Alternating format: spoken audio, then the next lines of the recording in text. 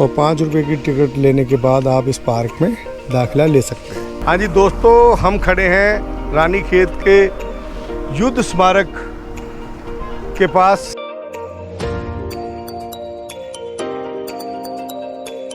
तो ये देखिए बहुत बड़ा खड्ड है ये, इसे हमारी भाषा में खड्ड कहते हैं, आपकी भाषा में क्या कहते हैं जरा कमेंट करके बताइए। कितना बड़ा एरिया है जहाँ से पानी ऊपर के पहाड़ों से कितनी विशाल काय मात्रा में बरसातों में बहता होगा, देखिए। और अभी हम अभी आए हैं, अभी आज 25 तारीख है, 25 जून। तो बरसात के मौसम से ठीक 10-15 दिन पहले हम आए हैं। तो अभी तो नहीं है, जब पानी आता होगा तो बहुत ही विहंगम दृश्य यहाँ नज़र आता होगा। ये दृश्य आपको नैनीताल से रानीखेत जाते हुए रास्ते में मिलेगा। अगर रास्ते में कोई और बढ़िया पॉइंट आता है तो वो भी हम आपको दिखाएंगे।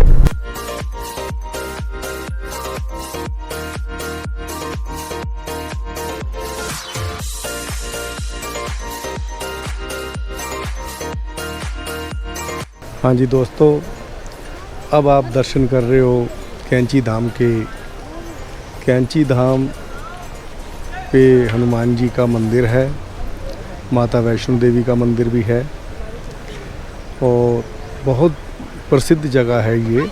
नैनीताल से जब आप रानीखेत या अल्मोड़ा की तरफ जाते हो तो बीच में ये स्थान पड़ता है। बहुत ही रमणीय स्थान है, बहुत अच्छे सुंदर सुंदर अंदर भगवान की मूर्तियां हैं। अंदर की वीडियोग्राफी थोड़ा बैन है, इसलिए आपको बाहर से ही दर्शन करा रहे हैं। हम दर्शन करके आए हैं, मन को बहुत शांति मिलती है यहाँ आकर। और ये देखिए, ये नदी के किनारे है।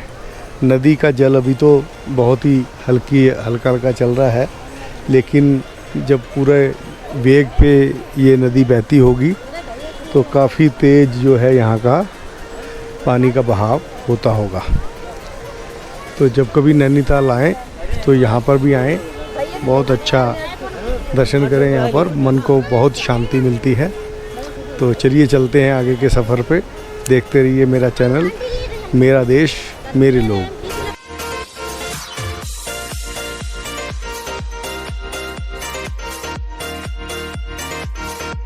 दोस्तों, रानीखेत जाते हुए रास्ते में एक बहुत ही अच्छा पॉइंट मिला, तो मैंने सोचा क्यों ना आपको दिखा दिया जाए। देखो, वो नीचे से सड़क आ रही है और उसी सड़क से हम आए हैं और सामने सीढ़ी नुमा खेत, फिर पहाड़ी और पहाड़ियों पर लोग।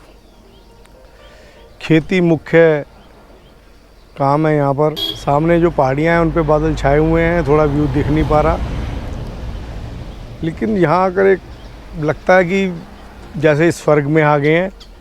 और लेकिन इसका दूसरा पहलू ये भी है कि ये लोग रहते कैसे होंगे। हमारे जैसा शहरों में रहने वाला क्या इस तरीके से रह सकता है कि नहीं रह सकता, ज़रूर कमेंट करके बताएं। चलते हैं फिर आगे। अब हम आ गए हैं एडवेंचर पार्क में और ये है आशियाना पार्क। तो चलते हैं, आपको अंदर दिखाते हैं। यहाँ की टिकट मात्र 5 रुपये की है और 5 रुपये की टिकट लेने के बाद आप इस पार्क में दाखिला ले सकते हैं। तो आइए अब आपको दिखाते हैं इस पार्क में क्या क्या है। हम भी पहली बार आए हैं, तो जो हमें दिखेगा वो हम आपको दिखाते जाएंगे।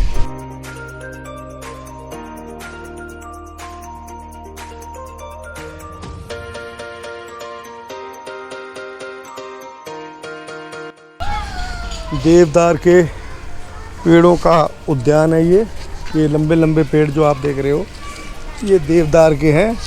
तो 12 साल तक के बच्चे इसमें झूला झूल सकते हैं। आगे एक पानी से भरी हुई हौदी नज़र आ रही है जिसमें छोटे बच्चों के लिए बोटिंग है। इसमें भी छोटे बच्चे 12 साल तक के वो इसका आनंद मान सकते हैं। और आगे कुछ मुझे हाथी नज़र आए हैं पत्थरों वाले। ये हैं छोटे बच्चों के लिए और ये पत्थर के हाथी नज़र आए हैं आपका स्वागत करते हुए। बहुत ही सुंदर पत्थर के हाथी, एक छोटा बच्चा और उसके पीछे उसकी माँ।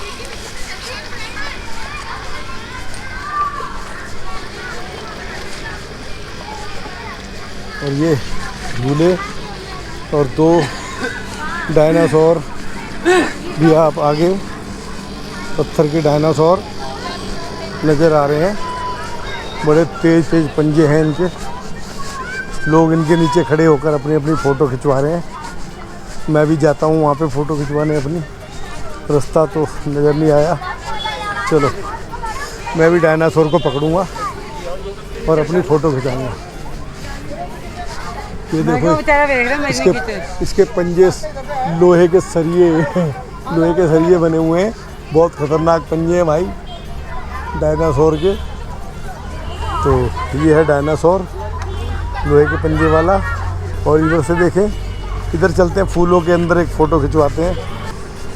आगे आप चले जाओ तो एक ये पहाड़ी फूल यहाँ पे नज़र आएंगे। पहाड़ी फूल एक ही पेड़ में नीले सफ़ेद अलग अलग कलर के फूल नज़र आ रहे हैं। पेड़ एक ही है। ये सूख गए हैं और ये नीले, ये सफ़ेद, ये पत्तियाँ हैं इसकी। तो ये पहाड़ी फूल है। नीचे बाजार का दृश्य, सड़क का दृश्य। यहाँ पे एक झूला भी है। मैं कोशिश करूँगा, मेरे साथ छोटे बच्चे तो नहीं है, बड़े बच्चे हैं, पर देखता हूँ झूले में कुछ है कि नहीं।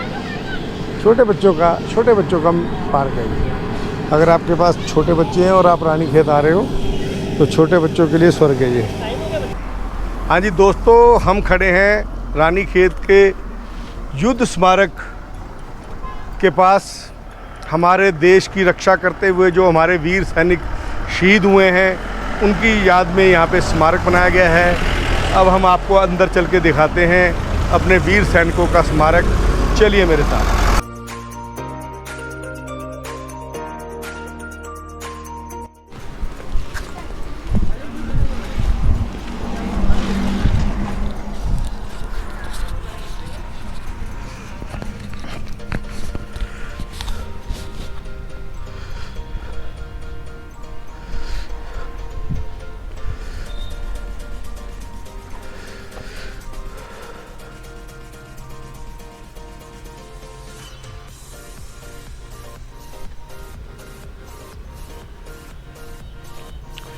दोस्तों ये लिखा हुआ है, आप पढ़ सकते हो।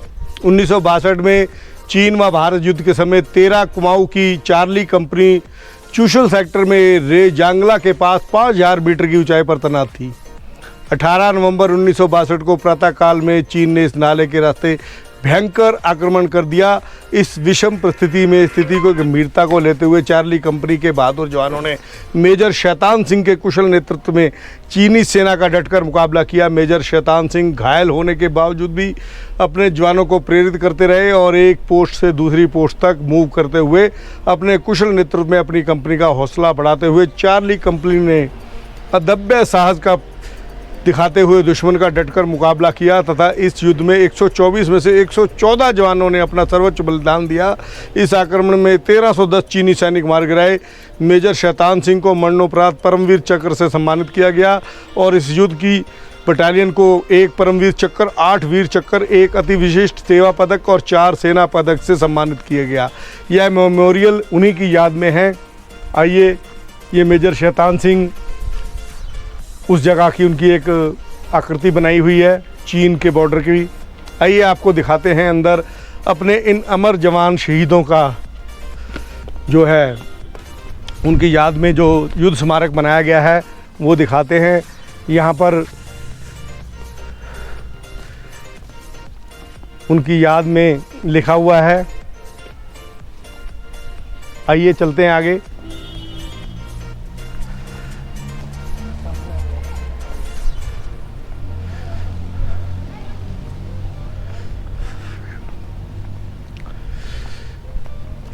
रानीखेत के अंदर ये युद्ध स्मारक है। यहाँ पे उन सभी वीर सैनिकों के नाम लिखे हुए हैं जिन्होंने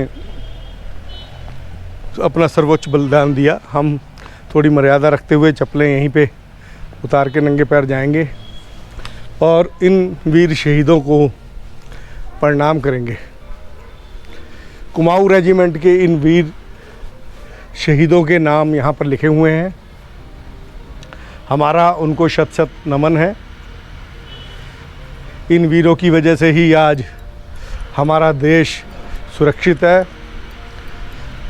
इनके इस सर्वोच्च बलिदान को मैं बार बार नमन करता हूँ।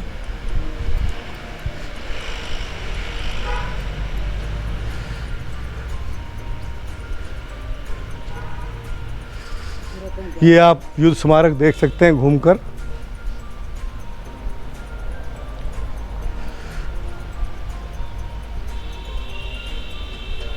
कभी रानीखेत आएँ तो ये युद्ध स्मारक में अपने वीरों को अपना नमन करने जरूर आएँ।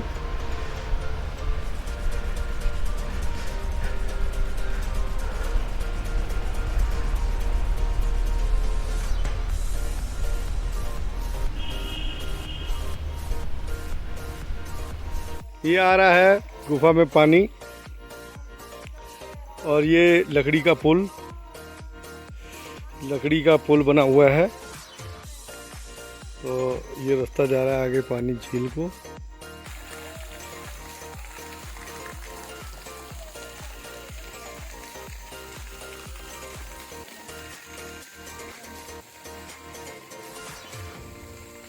दोस्तों अभी हम खड़े हैं झूला देवी माता के मंदिर में। यहाँ की मान्यता है कि आप यहाँ से मनोकामना मांगो, जब आपकी मनोकामना पूरी हो जाए तो आकर एक घंटी यहाँ पे बांध के जाओ। तो ये दर्शन भी आप कर लो। झूला देवी मंदिर, रानीखेत।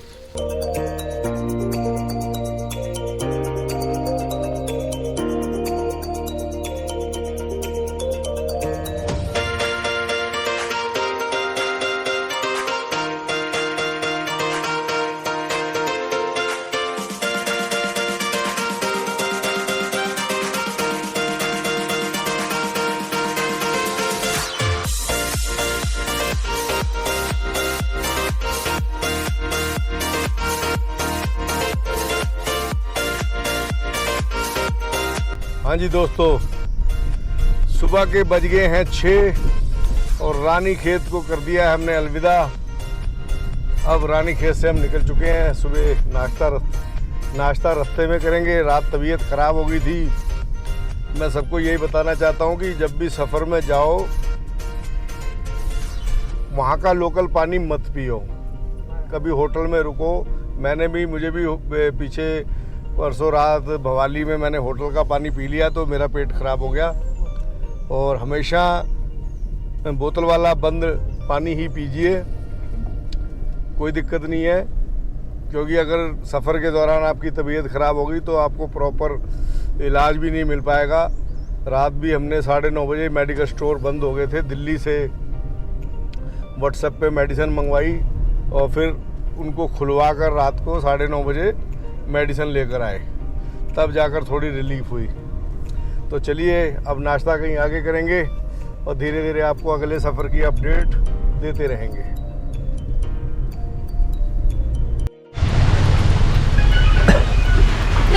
म्यूजिक बंद करो। लो जी दोस्तों, रात को थोड़ी सी बारिश हुई और ये झरने अपने रूप में आने शुरू हो गए हैं और सड़कों पर भी काफ़ी पत्थर लैंडस्लाइडिंग हो रखी है। ये है भीमताल लेक।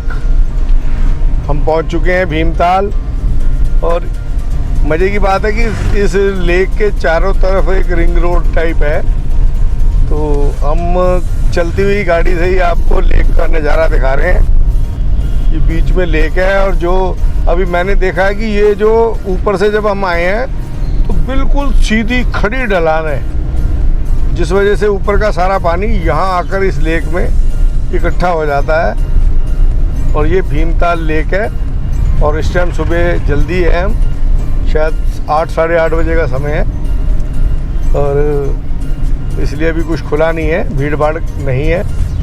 तो चलिए आपको पूरा लेक का नज़ारा दिखाता हूँ। तो थोड़ा वीडियो लंबी हो जाएगी पर देखते रहिए, कभी आएँ तो तरीके से ये लेक है। ये भीमताल लेक शहर पार करने के बाद आती है और हमारा प्रोग्राम अब वापसी दिल्ली का है। तो ये वाकई लेक के चारों तरफ एक रिंग रोड टाइप है और हम रिंग रोड पे अब वापसी जा रहे हैं। और सुबह सुबह का टाइम है तो हमें खाली मिल गया ये सब, बाकी दिन में तो भीड़ हो ही जाती होगी।